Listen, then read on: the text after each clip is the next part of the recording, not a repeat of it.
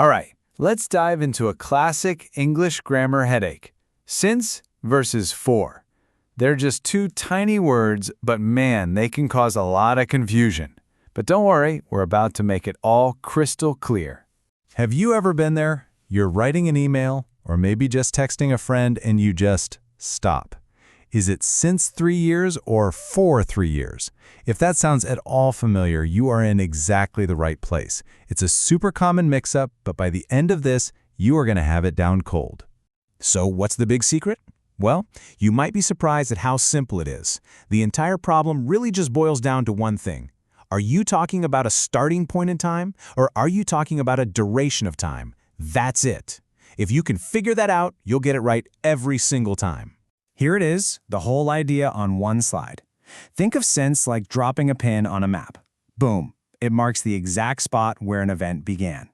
For, on the other hand, is like taking out a measuring tape to see how long that journey was. One's a point, the other is a length. That's the entire rule, right there. Okay, so let's zoom in on since first. I want you to think of it as a precision tool, kind of like a laser pointer. Its whole job is to zero in on the exact moment something kicked off, and it completely ignores how long it's been going on for. Yep, since is all about identifying that one specific point in the past. It tells us the origin, the birth date, if you want to think of it that way, of an action or a situation. And here is the simple little trick you can use every single time. Just ask yourself this question: does my sentence answer, when did it start? If it does, then your word is since. Let's see how that works. So you'll use since with stuff like a specific year, since 2005, or the beginning of a time period, like since last month, or an exact time on the clock, since 9 o'clock. See? They are all specific starting points. Okay, take a look at this sentence. If we ask our question, when did their marriage start? Well, the answer is right there, June 2nd, 2020.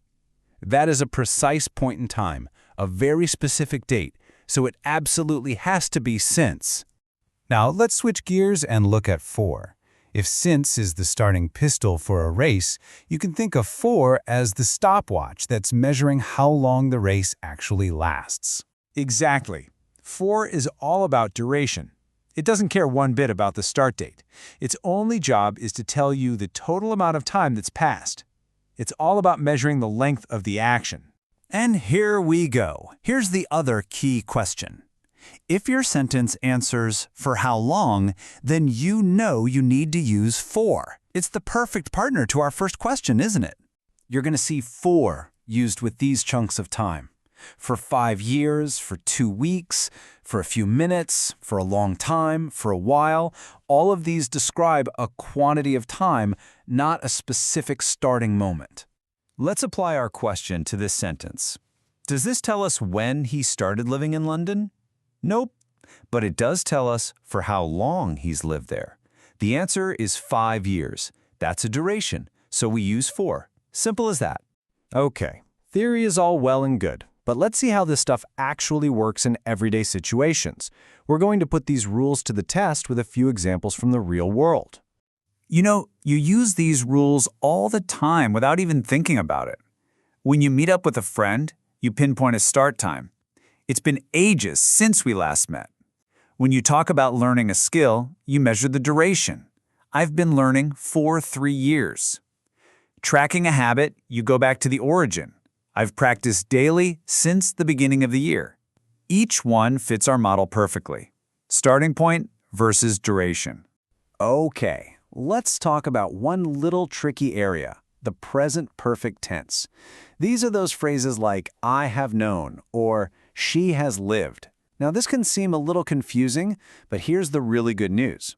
Our two key questions still work perfectly. Let's just apply our rules. I have known her since 2005. Okay, question, when did I start knowing her?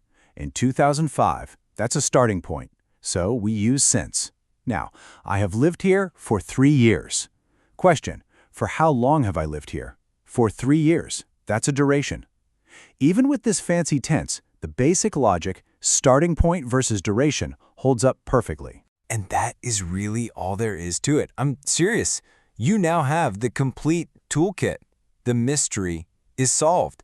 By just focusing on what you're trying to say, is it a start or is it a duration, you can confidently choose the right word every single time. So, if you only take one thing away from all of this, let it be this. Always ask yourself one of those two questions. If you're answering, when did it start, you use since. If you're answering, for how long, you use for. It honestly is that simple. So to wrap this all up, let me ask you one last question that actually uses both of them. Since you started this explainer, how long did it take you to finally master since and for? See? You're already a pro. Thanks for joining us.